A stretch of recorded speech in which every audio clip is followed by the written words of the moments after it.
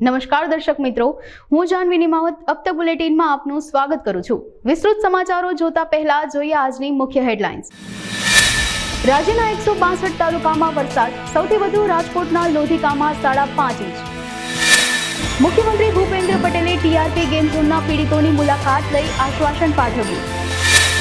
Lucknow Agra express way પર બસ અને tanker વચ્ચે અકસ્માત, 18ના મોત। હવે જોઈએ સમાચાર વિગતવાર। હવામાન વિભાગની આગાહી મુજબ રાજ્યભરમાં સાર્વત્રિક વરસાદ નોંધાયો છે। સૌરાષ્ટ્ર, ઉત્તર અને મધ્ય ગુજરાતમાં સારો વરસાદ પડ્યો છે। રાજકોટના લોધિકામાં 5.5 ઇંચ, ગીર સોમનાથના વેરાવળમાં 4 ઇંચ, બનાસકાંઠાના ભાભરમાં 4 ઇંચ, સાબરકાંઠાના પ્રાંતિજમાં 3.5 ઇંચ, રાજકોટના ધોરાજીમાં 3.5 ઇંચ, માતરમાં 2.5 ઇંચ તેમજ જૂનાગઢના વંથલી, માણાવદર અને માળિયા હાટીનામાં 4 ઇંચ વરસાદ નોંધાયો છે। આ ઉપરાંત અમરેલી જિલ્લામાં પણ સતત વરસાદ વરસી રહ્યો હતો। અમરેલી લાઠીમાં 3.5 ઇંચ, બગસરામાં 2.5 ઇંચ, કચ્છના નખત્રાણામાં 2.5 ઇંચ, રાજકોટના જામકંડોરણામાં 2 ઇંચ, આણંદના ધારાપુરમાં 0.5 ઇંચ, જૂનાગઢના વિસાવદરમાં 2 ઇંચ વરસાદ નોંધાયો છે। શહેરના નાના મોવા મેઇન રોડ પર ટીઆરપી ગેમ ઝોનમાં ગત 25મી મેના રોજ સર્જાયેલા વિનાશક અગ્નિકાંડમાં 27 વ્યક્તિઓના કરુણ મોત નીપજ્યા હતા। મુખ્યમંત્રી ભૂપેન્દ્ર પટેલ અગ્નિકાંડમાં હોમાયેલા 27 હતભાગીઓના પરિવારજનોને મળ્યા હતા અને તેઓને સાંત્વના પાઠવી હતી। સાથોસાથ એવી પણ ખાતરી આપી હતી કે આ કરુણ અને હૈયા હચમચાવી દેતી ઘટનામાં એક પણ કસૂરવારને છોડવામાં આવશે નહીં। રાજ્ય સરકાર દ્વારા ઘડારૂપ કાર્યવાહી કરવામાં આવશે, જેથી ભવિષ્યમાં કોઈ પણ સરકાર વિભાગના અધિકારી કે કર્મચારીઓ ફરજમાં બેજવાબદારી દાખવતા પૂર્વ 100 વાર વિચાર કરશે। આ ઉપરાંત પીડિતોના પરિવારજનોને શક્ય તેટલી વધુ આર્થિક સહાય મળે તેવા પ્રયાસો સરકારે કરવા જોઈએ, જે કરવા માટે સરકારે તૈયારી દર્શાવી છે। ઉન્નાવમાં લખનઉ આગ્રા એક્સપ્રેસ વે નજીક બુધવાર સવારે એક ભીષણ માર્ગ અકસ્માત સર્જાયો હતો। બેટા મુજાવર ક્ષેત્રમાં ગઢા ગામ નજીક એક સ્લીપર બસ તેની આગળ ચાલતા દૂધના ટેન્કરમાં ઘૂસી ગઈ હતી। દુર્ઘટનામાં એક બાળક સહિત 18 લોકોના કમકમાટી ભર્યા મોત નીપજ્યા હતા, જોકે 20થી વધુ ઇજાગ્રસ્ત થયા હતા। મૃતકોમાં 14 પુરુષ, 2 મહિલા અને 1 બાળક અને 1 છોકરી સામેલ છે। અકસ્માત એટલો ગોઝારો હતો કે તેમાં સવાર 17 લોકોની હાલત ગંભીર છે। ઘણા લોકોને પ્રાથમિક સારવાર બાદ જિલ્લા હોસ્પિટલ મોકલવામાં આવ્યા છે। સ્થાનિક પ્રશાસને રેસ્ક્યુ કર્યું છે। મોરબી સ્થિત ગ્રેફાઇટ સિરામિક પ્રાઇવેટ લિમિટેડ દ્વારા હવે શનિવાર 13 જુલાઈના રોજ રાજકોટ ખાતે એક નવું સોપાન શરૂ થવા જઈ રહ્યું છે, જ્યાં રાજ્યની સર્વપ્રથમ ગ્રેફાઇટ ગેલેરીનો પ્રારંભ કરવામાં આવશે, જ્યાં લોકોને કલ્પનાની ટાઇલ્સનું મેચિંગ તથા દરેક ટાઇલ્સની ડિઝાઇનની 360 ડિગ્રી વર્ચ્યુઅલ ટૂર પણ કરાવાશે। આ તકે કંપનીના મેનેજિંગ ડિરેક્ટર રવિભાઈ પટેલે જણાવ્યું હતું કે ગ્રેફાઇટ કંપનીની દરેક પ્રોડક્ટ રેન્જ નિદર્શન અહીં ગેલેરીમાં કરવામાં આવશે। ટાઇલ્સના નાના નમૂના દ્વારા 6000થી પણ વધારે શક્યતાઓ, જેમાં સરફેસ તથા ડિઝાઇનને આર્કિટેક્ટ ચોઇસ મુજબ મેચિંગ કરી બનાવી શકાશે અને ગ્રાહકને તેની મનગમતી સાઇઝ છે તે સાઇઝમાં જ ટાઇલ્સનું નિર્માણ થશે। આ રાજકોટ સહિત સૌરાષ્ટ્ર કચ્છની કાયાપલટ પણ કરી દેશે। મારું નામ વિરલ પટેલ છે। હું કંપનીનો મેનેજિંગ ડિરેક્ટર છું અને ગ્રેફાઇટ સિરામિક્સ આપણે મોરબીની અંદરમાં 9mm વિટ્રીફાઈડ ટાઇલ્સનું મેન્યુફેક્ચરિંગ કરીએ છીએ, જીવીટી અને પીજીવીટી ટાઇલ્સનું, જેમાં આપણો મુખ્ય પોર્ટફોલિયો છે એ 2 કેટેગરીમાં ડિવાઇડેડ છે, કન્વેન્શનલ સરફેસીસ અને પ્રીમિયમ સરફેસીસ। અને આપણે કુલ 10 અલગ અલગ સરફેસીસમાં આપણી પ્રોડક્ટ્સ બનાવીને અત્યારે હાલ ફિલહાલ 500થી વધુ ડીલર્સને ઓલ ઓવર ઇન્ડિયામાં મટીરિયલ સપ્લાય કરીએ છીએ। હવે આપણે જ્યારે ગ્રેફાઇટ ગેલેરીના કોન્સેપ્ટ સાથે આવ્યા છીએ, ત્યારે આપણે ગ્રેફાઇટ ગેલેરીનો કોન્સેપ્ટ લઈ આવવા પાછળનું આપણું મુખ્ય ઉદ્દેશ્ય એ છે કે આપણે આપણી તમામ ડિઝાઇન સરફેસને પ્રોપર રીતે આપણે ડિસ્પ્લે કરી શકીએ અને જે પણ આપણા ડીલર્સ છે એ ત્યાંના લોકલ સિટીઝન્સને આપણી તમામ ડિઝાઇન્સ પ્રોપરલી બતાવી શકે અને જે પણ બિલ્ડર્સ છે, આર્કિટેક્ટ્સ છે એ જગ્યા પર જઈ અને એનું સિલેક્શન્સ કરાવી શકે। તો આ મેઇન ઉદ્દેશ્ય છે આપણું કે જ્યાં આપણી ગ્રેફાઇટની એક્ઝિસ્ટિંગ પ્રોડક્ટ રેન્જ આપણે રાખીએ છીએ, જેની સાથે આપણે કસ્ટમાઇઝ ઓપ્શન્સ પણ આપીએ છીએ। જેમ રવિભાઈ આપણે બ્રીફ કર્યું કે મોટા પ્રોજેક્ટ્સ માટે આપણે કોઈપણ ડિઝાઇન્સને કોઈપણ સાઇઝીસમાં આપણે કેરી ફોરવર્ડ કરી શકીએ, એ એક કોન્સેપ્ટ છે આપણો। એ સિવાય આપણે હાલ અત્યારે એક એવી કંપની છીએ કે જે આપણી પ્રોડક્ટ્સને સૂર્યપ્રકાશમાં ક્લિક કરેલા ફોટોઝ, વિડીયોઝ એ બધી જ વસ્તુઓ 360 ડિગ્રીઝની આપણી વર્ચ્યુઅલ ઇમેજ, પછી આપણા પ્રિવ્યૂના પિક્ચર્સ અને નાના સેમ્પલ્સ, કિટ્સ, ઘણી બધી ફેસિલિટીઝ દ્વારા આપણે આર્કિટેક્ટને, બિલ્ડર્સને આપણી પ્રોડક્ટથી ક્લોઝ લઈ આવવા માટે થઈ અને આ ગ્રેફાઇટ ગેલેરીનું આપણે એસ્ટાબ્લિશ કરીએ છીએ।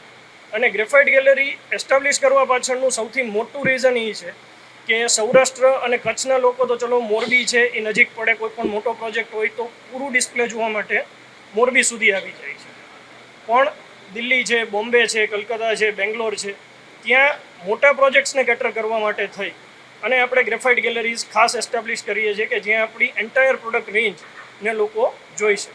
મોટા કસ્ટમર ડેફિનેટલી અમારા માટે કોઈ પણ કસ્ટમર મોટો છે, પણ જ્યાં સુધી આપણી પ્રોડક્ટ છે જે 1200 બાય 1800 mm એટલે 6 ફીટ બાય 4 ફીટની ટાઇલ્સને આપણે કન્સિડર કરીએ છીએ, તો આ મોટી ટાઇલ્સને યુઝ કરવા માટે એક આર્કિટેક્ટનું હોવું ખાસ જરૂરી છે, એક ઇન્ટિરિયર ડિઝાઇનરનું પ્રોજેક્ટમાં હોવું જરૂરી છે અને બનતા સુધી લોકો એક ઇન્ટિરિયર ડિઝાઇનર સાથે મળીને આ ટાઇલ્સનો ઉપયોગ કરતા હોય છે. એટલે અમારી ગ્રેફાઇટ ગેલેરીના માધ્યમથી એક એવી કોશિશ છે કે અમે ઇન્ટિરિયર ડિઝાઇનર્સને જોઈતું પ્લેટફોર્મ પ્રોવાઈડ કરીએ કે જ્યાં એ કસ્ટમર્સને બોલાવી અને પ્રોડક્ટની સાથેનું જોઈતું ડિસ્કશન કરી અને પોતાની રિક્વાયરમેન્ટ મુજબનું પ્રોડક્ટનું સિલેક્શન કરી છે. યસ, આપણી પાસે અત્યારે જે રવિભાઈએ કીધું કે આપણી પાસે 150 થી 170 ડિઝાઇન્સ જે હાલ અવેલેબલ છે, એ બધી જ ડિઝાઇન્સ જે છે એ આપણી પાસે રેડી સ્ટોકમાં હોય છે. એટલે આપણે એક નાનો બંગલો બનાવો, જો આપને 1500 કે 2000 સ્ક્વેર ફીટની રિક્વાયરમેન્ટ હોય છે, તો આજે જેમ કે રાજકોટમાં જ આપણા 18 થી 20 ડીલરો છે કે જ્યાં આપણું ડિસ્પ્લે થયેલું છે, ત્યાંથી ડેફિનેટલી તમે માલ સિલેક્ટ કરી શકો છો. ગ્રેફાઇટ ગેલેરીમાંથી માલનું સિલેક્શન કરી શકો છો અને એ તમને કોઈ પણ નાની ક્વોન્ટિટીમાં વિધાઉટ કસ્ટમાઇઝેશન રેડી ડિલિવરી માટે મળે. જૂનાગઢ શહેર તેમજ જિલ્લાની ખાનગી કોલેજોમાં અનુસૂચિત જાતિઓના વિદ્યાર્થીઓનું ફ્રી શિપ કાર્ડ માન્ય રાખવામાં આવતું નથી, જેને લઈ અનુસૂચિત જાતિના વિદ્યાર્થીઓ તેમજ સૌરાષ્ટ્ર દલિત સંગઠન દ્વારા કલેક્ટર મારફત રાજ્યપાલને આવેદનપત્ર પાઠવી રજૂઆત કરવામાં આવી હતી. જૂનાગઢની કોલેજોમાં અનુસૂચિત જાતિઓના વિદ્યાર્થીઓનું ફ્રી શિપ કાર્ડ ન ચલાવી તેમની પાસેથી અગાઉથી જ ફી વસૂલવામાં આવતી હોવાના અનુસૂચિત જાતિ વિદ્યાર્થીઓ દ્વારા આક્ષેપો કરવામાં આવ્યા છે. બીજી તરફ સરકાર દ્વારા ફ્રી શિપ કાર્ડ માટેની રકમ કોલેજ કે વિદ્યાર્થીઓના ખાતામાં જમા સીધી કરાવવામાં આવે છે, ત્યારે ખાનગી કોલેજો દ્વારા ફ્રી શિપ કાર્ડ ન ચલાવવાનો કોઈ પણ પરિપત્ર ન હોવા છતાં પણ સરકારના નિયમોનો ઉલાળ્યો કરવામાં આવી રહ્યો છે, તેવા આક્ષેપો અનુસૂચિત જાતિના વિદ્યાર્થીઓ દ્વારા કરવામાં આવ્યા છે. મગરા માયાવતી છે, હું કોયલાણા ગામથી આવું છું. અમારા અનુસૂચિત જ્ઞાતિના વિદ્યાર્થીઓને ફ્રી શિપ કાર્ડ ચલાવવા પર ખાનગી કોલેજો ના પાડે છે અને ખાનગી કોલેજો અમારા અનુસૂચિત જાતિના વિદ્યાર્થીઓને આ ફ્રી શિપ કાર્ડ ચલાવવા ઉપર ના પાડી અને એને માનસિક ત્રાસ આપવામાં આવે છે. એક્ઝામના એન્ડ ટાઈમ પર એના ઉપર જ્યારે એક્ઝામ આપવાનો વારો આવે છે ત્યારે તેમને એમ કહેવામાં આવે છે કે તમે અત્યારે ને અત્યારે ફી ભરી આપો, તો જે ગરીબ વિદ્યાર્થીઓ છે, જે બહુ નીચા લેવલમાં આવે છે, એ ત્યારે ને ત્યારે કેવી રીતના ફી ભરી શકે. એટલા માટે અમે સરકારને અને કલેક્ટરશ્રીને એવા માટે કહીએ છીએ કે તમે અમને અમારા વિદ્યાર્થીઓને ન્યાય અપાવો અને અનુસૂચિત જાતિના વિદ્યાર્થીઓને તમે ન્યાય અપાવો અને ફ્રી શિપ કાર્ડ ચલાવે અને વિદ્યાર્થીઓને માનસિક રીતે ત્રાસ ના આપે અને અમને ભણવા દો.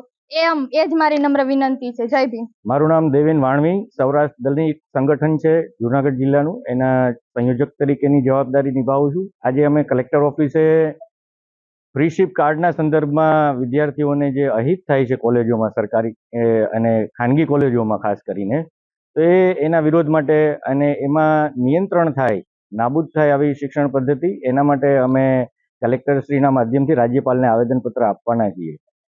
હજારો વર્ષો પહેલા અમને યાદ છે કે ભણવાનો અધિકાર નહોતો આ વર્ગને, અને આજે સરકાર છે એ આ વર્ગને ભણાવવા નથી માગતી, એવો અમારો સરકાર પર આક્ષેપ છે. એની શિક્ષણ નીતિ ઉપર આક્ષેપ છે, કારણ કે જે ફ્રી શિપ કાર્ડ છે એ ગવર્મેન્ટે ઇસ્યુ કરેલું કાર્ડ છે અને સરકાર જેની ફી ભરવાની છે એની ઉપર ખાનગી કોલેજો વિશ્વાસ નથી કરતી અને વિદ્યાર્થીઓ પાસે એડવાન્સમાં એ ફી લઈ લે છે અને પછી વિદ્યાર્થીઓને ગવર્મેન્ટ છે એના ખાતામાં આ ફી મોકલે છે. તો જે ગરીબ વિદ્યાર્થીઓ છે એ ગરીબ વિદ્યાર્થીઓ, અનુસૂચિત જાતિના વિદ્યાર્થીઓ, જનજાતિના વિદ્યાર્થીઓ આ ફી છે એ ભરી શકવાને સક્ષમ નથી, એટલે એને ભણવાનો અધિકાર નથી એવું ગવર્મેન્ટ કહે છે. અને આવી ખાનગી કોલેજો છે એ હજારો વર્ષોના જે અન્યાય અત્યાચાર છે એને ફરી શરૂ રાખવા માગે છે. એના વિરોધ માટે અને વિદ્યાર્થીઓને ન્યાય મળે એના માટે અમે કલેક્ટરશ્રીના માધ્યમથી રાજ્યપાલને આવેદનપત્ર આપવા માંગીએ. જ્યારે ન્યુરોની વાત આવે ત્યારે લોકોમાં એક ફફડાટ મચી જતો હોય છે, ત્યારે સૌરાષ્ટ્ર કચ્છમાં પ્રથમ વખત એક એવી પદ્ધતિ વોકાર્ડ હોસ્પિટલ દ્વારા વિકસાવવામાં આવી છે, જેમાં હવે નેવિગેશન સિસ્ટમની મદદથી બ્રેઇન ટ્યુમર, કરોડરજ્જુની ગાંઠો, એપિલેપ્સી, પાર્કિન્સન જેવા રોગનું ખૂબ સરળતાથી નિદાન થઈ શકશે. આ અંગે હોસ્પિટલના સંચાલકોએ પત્રકાર પરિષદ સંબોધી હતી. એટલું જ નહીં, એડવાન્સ ન્યુરો નેવિગેશન સિસ્ટમ કઈ રીતે ઉપયોગમાં આવશે અને લોકોને તેનાથી કઈ રીતે રાહત મળશે તે મશીન પણ સર્વપ્રથમ વખત ખુલ્લું મૂકવામાં આવ્યું હતું. હું ડૉક્ટર વિરલકુમાર વસાણી વોકાર્ડ હોસ્પિટલની અંદર એસોસિએટ કન્સલ્ટન્ટ ન્યુરોસર્જન તરીકે ફરજ બજાવું છું. મારી સાથે સિનિયર સર્જન ડૉક્ટર કાન જોગાણી છે, જેઓ આખા રાજકોટમાં વેલ નોન ન્યુરોસર્જન છેલ્લા 22-25 વર્ષથી આપણી સાથે ન્યુરોસર્જન તરીકે ફરજ બજાવી રહ્યા છે. અત્યાર સુધીની જે મગજની અને કરોડરજ્જુની જે આપણે સર્જરીઓ કરતા હતા, એ સર્જરીઓ એનાટોમિકલ લેન્ડમાર્ક ઉપર થતી હતી. હવે જે ટેકનોલોજી આપણી પાસે, જે કટ એજ ટેકનોલોજી જેને આપણે કહીએ, એ ટેકનોલોજીની મદદથી આપણે એકદમ પ્રિસાઇઝ અને એકદમ ચોકસાઈપૂર્વક નિશ્ચિત કરેલી જગ્યા ઉપર આપણે રિયલ ટાઈમ વિઝન કરતાં આપણે પહોંચી શકશું. એટલે અત્યાર સુધીમાં આપણે જે બ્લાઇન્ડ પ્રોસિજર હતી, they are no more blind, બરાબર. તો હવે આપણે નેવિગેશનની મારફતે આપણે એને જોતાં આપણે ત્યાં પહોંચી શકીએ અને ત્યાંથી આપણે ડીપ સીટેડ જે ગાંઠ હોય, જે નાના લીઝન હોય, અથવા ઇવન મોટા હેમરેજ છે, મગજની મોટી ગાંઠ છે, કે જેને આપણે નાના ઇન્સિશન, નાના ચેકા મૂકીને જે આપણે કાઢવાની વાત છે, તો એ બધી વાતો આપણે સરળતાથી કરી શકીએ. અત્યાર સુધી સૌરાષ્ટ્ર કચ્છના જે પ્રોવિન્સની વાત કરીએ તો નેવિગેશન મશીન અત્યાર સુધી આપણી પાસે ક્યાંય જ નહોતું. એટલે હવે આ નેવિગેશન ટેકનોલોજી આવ્યા પછી આપણે બ્રેન સ્ટેમ સુધી, એટલે મગજના એકદમ અંદરના જટિલમાં જટિલ ભાગ સુધી આપણે સરળતાથી પહોંચી શકશું અને ત્યાં જઈને પણ આપણે સપોઝ સર્જરી કરવી હોય તો આપણે કરી શકશું. નેવિગેશન મશીન જો આપણે એના વગર જો આપણે કરીએ તો એને કારણે કોમ્પ્લિકેશનનો રેશિયો બહુ વધારે પડતો થાય, કારણ કે એમાં આપણે નોર્મલ બ્રેનને ટ્રાન્સગ્રેસ કરીને જવાનું હોય, જ્યારે આની અંદરથી પ્રિસાઇઝ લોકેશન હોવાથી આપણે એને અવોઇડ કરી શકીએ.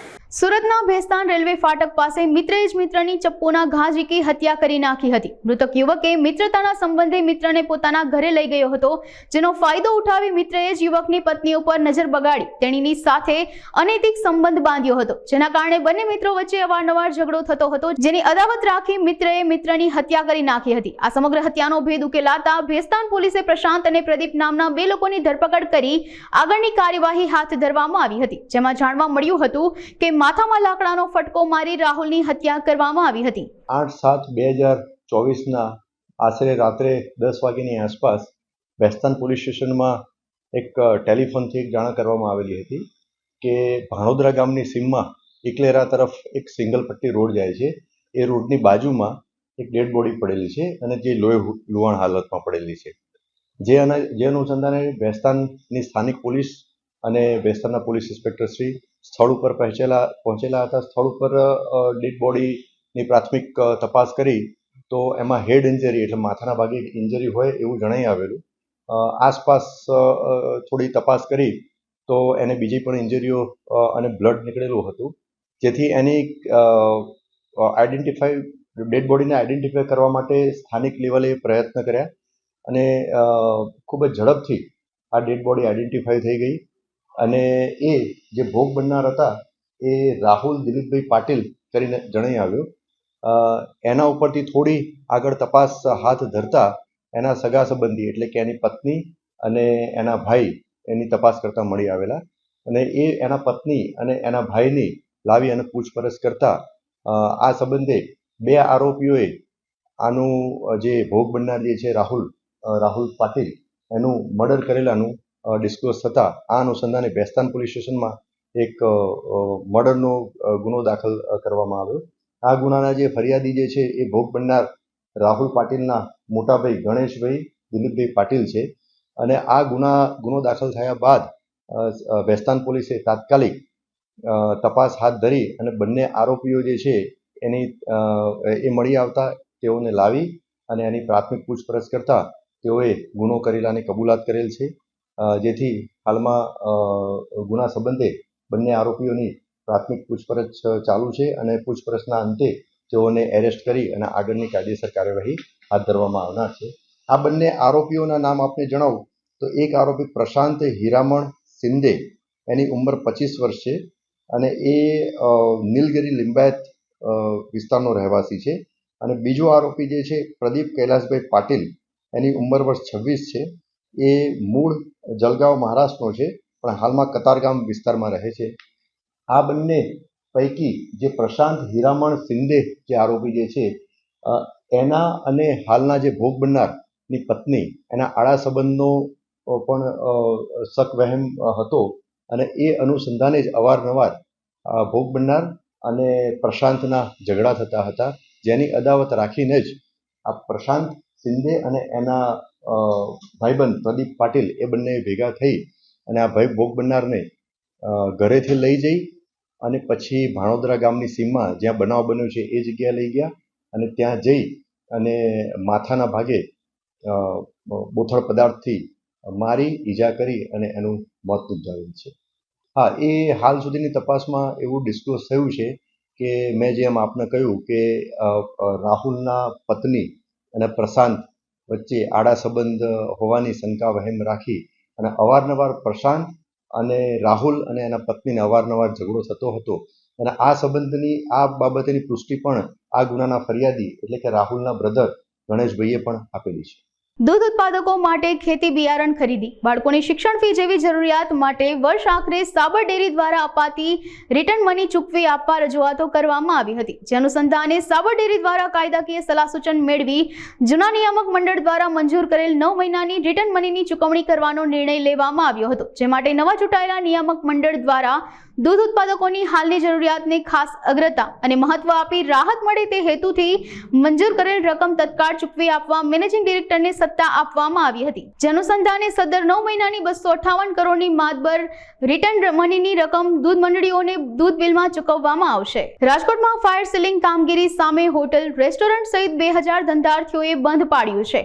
મંડપ contractor, caterers, banquet hall, party plot, highway, હોટલો સહિતના ધંધાર્થીઓએ બંધ પાડ્યું છે. ટીઆરપી ગેમ ઝોન અગ્નિકાંડ બાદ સ્થાનિક તંત્રએ ગેરકાયદેસર અને મંજૂરી વગરના બાંધકામો સામે કાર્યવાહી શરૂ કરી છે. વેપારીઓએ આક્ષેપ કર્યા છે કે તંત્ર દ્વારા ચોક્કસ વિગત વગર આડેધડ હોટલ, રેસ્ટોરન્ટ, કાફે વિરુદ્ધ સીલિંગની કાર્યવાહી કરીને વેપારીઓને ખોટી રીતે હેરાન કરવામાં આવે છે. તેમજ આ મામલે તંત્રને અગાઉ રજૂઆત કરવા છતાં કોઈ પગલાં લેવામાં ન આવ્યા હોવાના આક્ષેપો કરાયા છે. તો બંધના કારણે બહારથી આવેલ લોકોને ખાધા પીધા વિના રહેવાનો વારો આવશે. મેહુલ પટેલ, આજે તારીખ 10/7/2024 ના રોજ ટોટલ રાજકોટના તમામ restaurant, banquet hall, party plot અથવા ખાણીપીણીને લગતા તમામ ધંધાઓ આજે બંધ રહેશે અને આ એસોસિએશનને બધાએ માન સન્માન આપ્યું તે બદલ ખૂબ ખૂબ આભારી છું. એ બધાનો આ બંધ રાખવા પાછળનું કારણ છે કે નાના યુનિટ છે જ્યાં કોઈ આગની શક્યતા નથી. જે 50x50 જે રેસ્ટોરન્ટ ચાલુ હોય અથવા પાર્ટી પ્લોટ હોય, પાર્ટી પ્લોટમાં તો આજ સુધીમાં ગુજરાતમાં કોઈ એવો કિસ્સો નથી કે પાર્ટી પ્લોટમાં આગ લાગી હોય, તો એને પણ હેરાન કરવામાં આવે છે. બેન્ક્વેટ હોલમાં પણ હેરાન કરવામાં આવે છે. તો આ બધાના ફાયર એનઓસીના મામલે અને બીયુ પરમિશનના મામલે અત્યાર સુધી ચાલતું હતું, અત્યારે કેમ નહીં? એના કારણે આ બધા એક અધિકારીઓ કામ નવું આવ્યા છે અથવા તો એની ઈમાનદારી દેખાડવા કરે છે કે શું છે કઈ ખબર નથી પડતી. અત્યાર સુધીમાં જે ચાલતું હતું તો એ કોના આધારે ચાલતું હતું? અત્યાર સુધી શું કાયદો નહોતો? અત્યાર સુધીમાં જે કઈ ચાલતું હતું તે એક અધિકારીઓની ગેરનીતિ હતી. અત્યારે અધિકારીઓ જે છે એ ઉપરથી પ્રેશર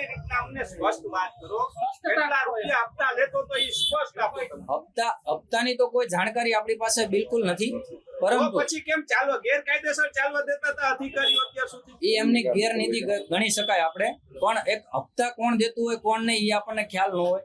પરંતુ તમે યુનિયનના પ્રમુખો છો તો હોટલ સંચાલકોને તમારે પૂછવું તો જોઈએ ને કે કેમ અત્યાર સુધી કેવી રીતના શું હતું શું નહીં, આખી વિગત તો, કારણ કે તમે બંધ પાડવા આવ્યા છો તો મીડિયા આગળ તો હપ્તા વિશે તમારે ખુલાસો કરવો જોઈએ કે આ અધિકારી એટલા હપ્તા લેવા આવતો હતો. જી, હપ્તાની વિગત અમારી પાસે કે હવે અધિકારીઓ સુધરી ગયા છે, પૈસા નથી લેતા એટલે ચાલુ રાખવા, કારણ કે આ તમારા જ શબ્દો બોલ્યા. મારી વાત સાંભળો.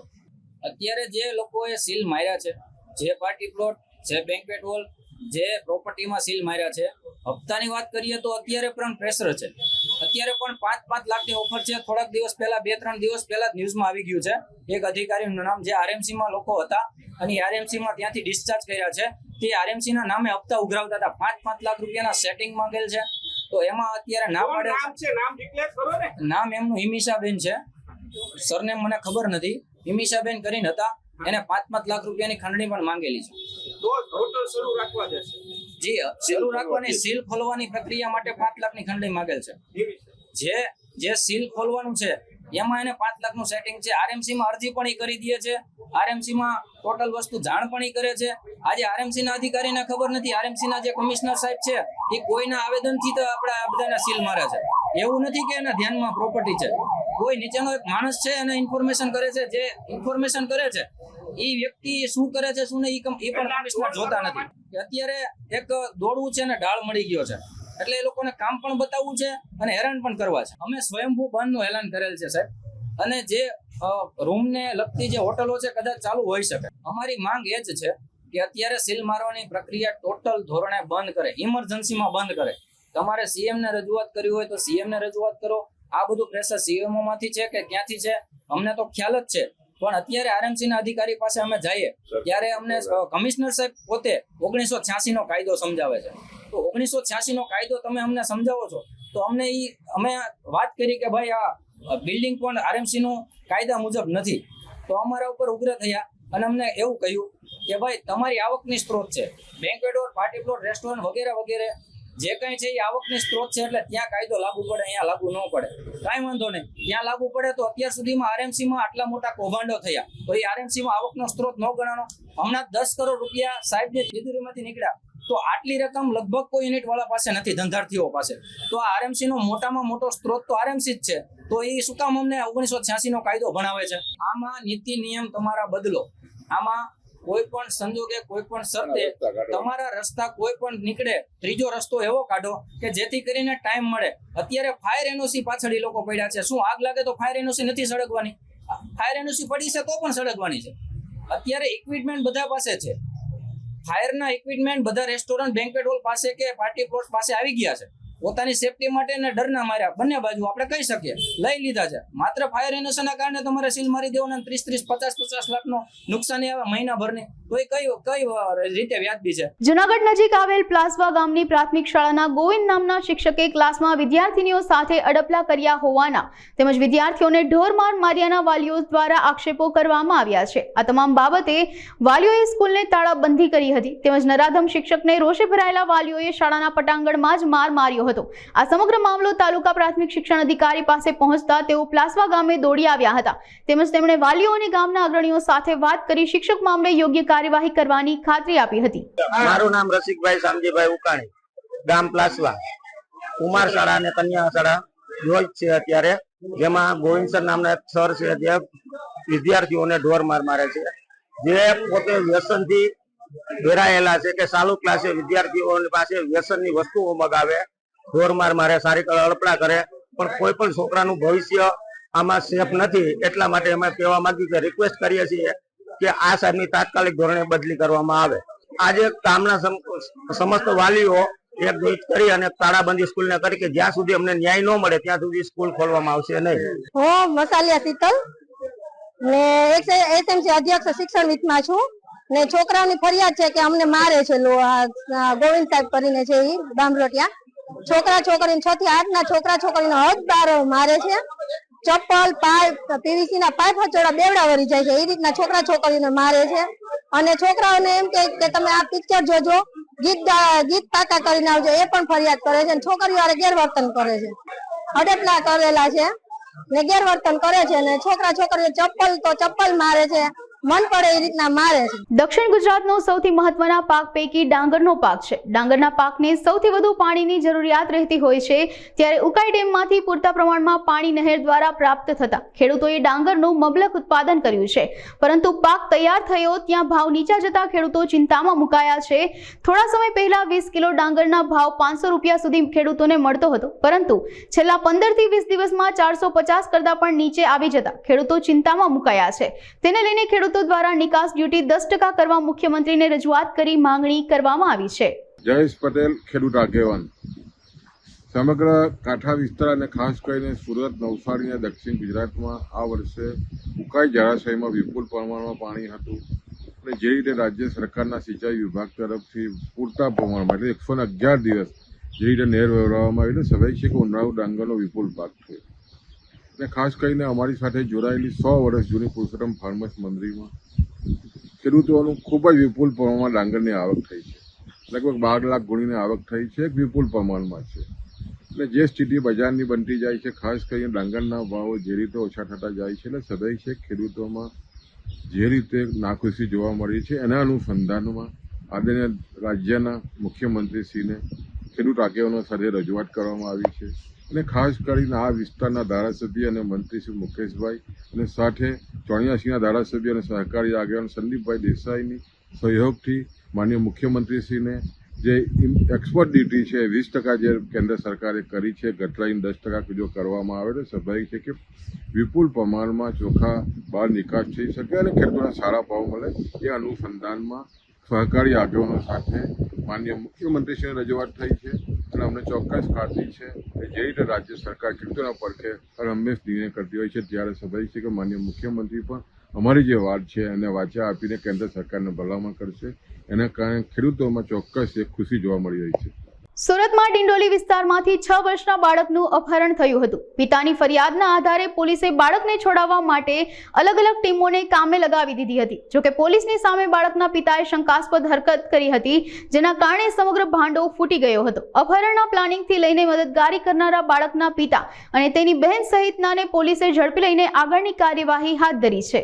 ગઈ તારીખ 6 જુલાઈ 2024ના રોજ જીજ્ઞાનગર ડિંડોલી પાસેથી તારાચંદ ઉત્તમ પાટીલના એક 6 વર્ષના બાળકનું કિડનેપ થયો હતો. 6 તારીખે આ બાળક ગુમ થતા એના પિતાજીએ 7 તારીખે પોલીસને ઇન્ફોર્મ કર્યા હતા.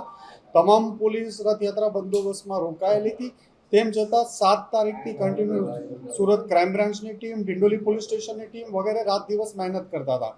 આ તપાસ દરમિયાન આના સીસીટીવી ફૂટેજના એનાલિસિસ કરતા ખબર પડી કે તારાચંદ ઉત્તમ પાટીલે જ પોતાના છોકરાને કિડનેપ કર્યો હતો અને પોતાની બેન જ્યોતિ અને એક મિત્ર કરણ મારફતે આ છોકરાને બુલધાણા મહારાષ્ટ્ર મોકલી આપવામાં આવ્યો હતો. ગઈ મોડી રાત્રે આજ વહેલી સવારે 3 વાગે સુરત ક્રાઇમ બ્રાન્ચની ટીમ અને ડિંડોલી પોલીસની ટીમે એને નંદુરબાર પાસેથી ચાલુ ટ્રેનમાંથી છોકરાને આઈડેન્ટિફાઈ કરી અને બાળક અને એની સાથે કિડનેપિંગ કરણ બંનેને પકડી પાડવામાં આવ્યા હતા. આ ગુનાનો મોટિવ જોતા એવું પ્રાથમિક દ્રષ્ટિએ લાગતું હતું કે જ્યારે એની મધર અને ફાધરને બનતું નહોતું અને એના ઉપર પ્રેશરાઇઝ કરવા માટે એના ફાધર ઉપર દેવું 9 લાખ રૂપિયાનું થઈ ગયું હતું, તો આ એના સસરા પાસેથી રેન્સમ માંગવા કે ખંડણી માંગવાનો પણ એક એંગલ આમાં હોઈ શકે એવું પ્રાથમિક દ્રષ્ટિએ જણાઈ આવે છે.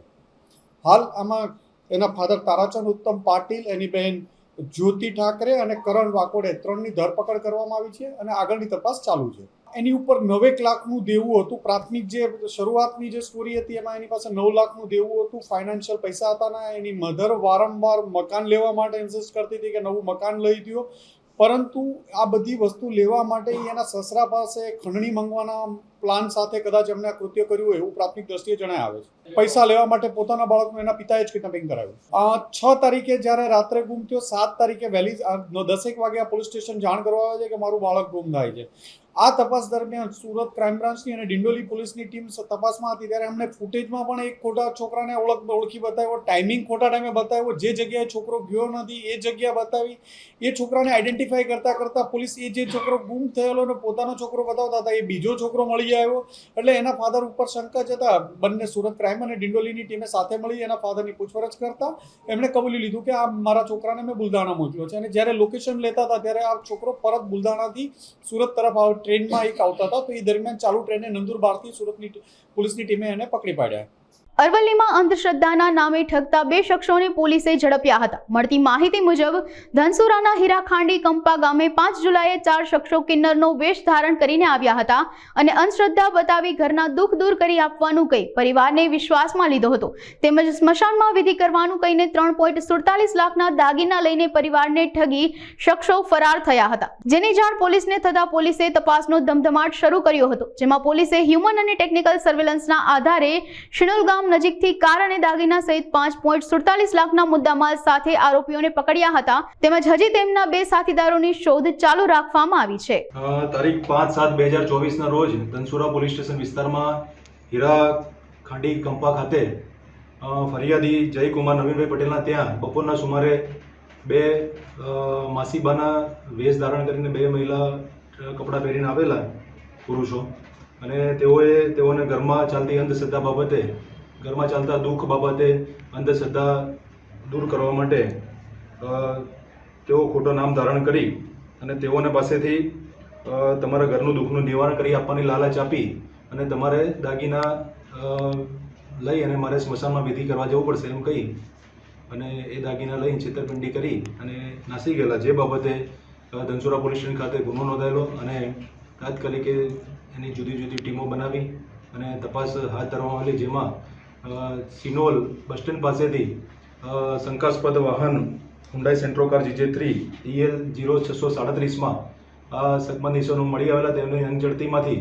આ ગુનાના કામે ગયેલ મુદ્દામાલ સોનાનો હાર તથા સોનાની ચેન પેન્ડન્ટ સાથેની મળી આવેલી અને જેઓની પૂછપરછમાં તેઓ બાબુભાઈ માનસિંહ પરમાર રહેવાસી રાજકોટ તથા અજમલભાઈ લક્ષ્મણભાઈ વાદી હાલ રહેવાસી પુસરી, મૂળ રહેવાસી ખડોદા નાઓ મળી આવેલા, જેઓએ પરબતભાઈ નાથાભાઈ રાઠોડ તથા નારણભટ્ટ શ્યામજીભાઈ અખોલિયા નાઓની સાથે મળી અને આ પૂર્વે આયોજિત કાવતરું રચી અને તેઓની અગાઉથી એમના ઘરની થોડી માહિતી મેળવી, એમને વિશ્વાસમાં લઈ અને એમના ઘરના દુઃખ દર્દ દૂર કરવાની લાલચ આપી અને તેઓને પાસેથી દાગીના છેતરપિંડીથી લઈ ગયેલો હોય, જેઓને ધનસુરા પોલીસ સ્ટેશનમાંથી police staff, PSI, CPI Shri તથા પોલીસ સ્ટાફના માણસોએ ખૂબ જ પ્રશંસનીય કામગીરી કરી અને ગણતરીના કલાકોમાં આરોપી મુદ્દામાલ સાથે પકડી પાડે. વલસાડ જિલ્લાના ભાજપના નવા યુવા સાંસદ ધવલ પટેલનો મતદાતા અભિવાદન કાર્યક્રમ ઉમરગામના ઘોડીપાડા ખાતે યોજવામાં આવ્યો હતો. તાલુકાના વિવિધ સમાજના આગેવાનો તેમજ ઇન્ડસ્ટ્રીયલ સંગઠનો દ્વારા સાંસદનું ફૂલહાર આપી સન્માન કરાયું હતું. ધવલ પટેલે તાલુકાના રેલવે રસ્તા સહિતના પ્રશ્નો અંગે ચર્ચાઓ કરી હતી. સમગ્ર કાર્યક્રમમાં ધારાસભ્ય રમણભાઈ પાટકર સહિત જિલ્લા ભાજપ પ્રમુખ હેમંતભાઈ કંસારા તેમજ અન્ય ભાજપના આગેવાનોએ હાજરી આપી હતી.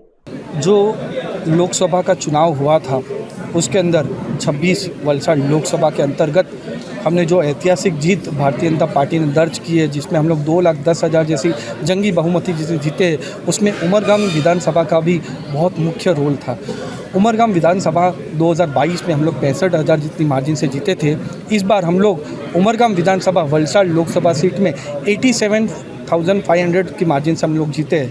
तो हम लोग के लिए हाईएस्ट जो ग्रोथ हुआ है मार्जिन में वो हमारे उमरगाम विधानसभा में हुआ है. उसके लिए हमारे जितने भी मतदार भाइयों बहनों हैं, हमारे भारतीय जनता पार्टी के सनिष्ठ कार्यकर्ता है, जिला पंचायत के हमारे पूरे सदस्य, तालुका पंचायत के सदस्य, सरपंच श्री और ख़ास करके जो हमारे उमरगाम के लोकप्रिय विधायक रमनलाल पाटकर साहब है, उनका धन्यवाद करने के लिए मैं स्पेशल आज उमरगाम आया हूँ. અરવલ્લીના મોડાસાના કોલીખડ ગામમાં કોલેજ જવા નીકળેલા યુવકનો મૃતદેહ મળી આવ્યો હતો. પોલીસે તત્વ કોમ્પ્લેક્સના પાછળના ભાગેથી મળેલા મૃતદેહને પોસ્ટમોર્ટમ અર્થે મોકલ્યો હતો. તેમજ યુવકના શરીરમાંથી લીધેલા વિશેરાને એફએસએલ પરીક્ષણમાં મોકલાયા છે, જે એફએસએલ રિપોર્ટના આધારે આગળની કાર્યવાહી કરશે. તેમજ પોલીસે સીસીટીવી અને સંદિગ્ધ લોકોની પૂછપરછ કરીને તપાસ હાથ ધરી છે. મૃતક યુવકના પરિવારજનોએ સમગ્ર મામલે ન્યાયની માંગણી કરી છે.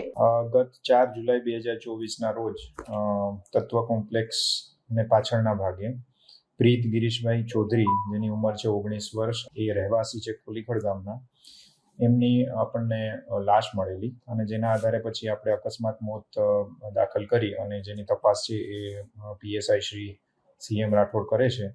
એમાં જે તપાસમાં આપણે પેનલ ડૉક્ટર દ્વારા આપણે PM પણ કરાવેલું છે વિડીયોગ્રાફી સાથે અને એના વિશેરા લીધેલા છે અને એ વિશેરા છે આવતીકાલે આપણે FSLમાં રવાના કરીએ અને જે પણ PM રિપોર્ટના આધારે અને જે પણ FSLના રિપોર્ટના આધારે અહેવાલમાં જે પણ જાણકારી મળે એના આધારે આપણે આગળની તપાસ કરીશું. સીસીટીવી ફૂટેજના આધારે પણ હવે તપાસ કરીએ છીએ, તપાસ ચાલુ છે. એના આધારે જે પણ અમુક વ્યક્તિઓ છે એની પણ આપણે પૂછપરછ કરી રહ્યા છીએ, પણ હાલમાં કોઈ એવી સંદિગ્ધ માહિતી નથી મળતી. હાલમાં એવું કોઈ જાણવા નથી મળેલું, પણ જે પણ FSLનો રિપોર્ટ આવે તો એમાં માનો કે કોઈ એવું જાણવા આપણને મળે તો એ આધારે આપણે તપાસ આગળ કરીશું. હાલ સમાચારોમાં બસ આટલું. વધુ સમાચારો માટે જોતા રહો અબ તક. નમસ્કાર.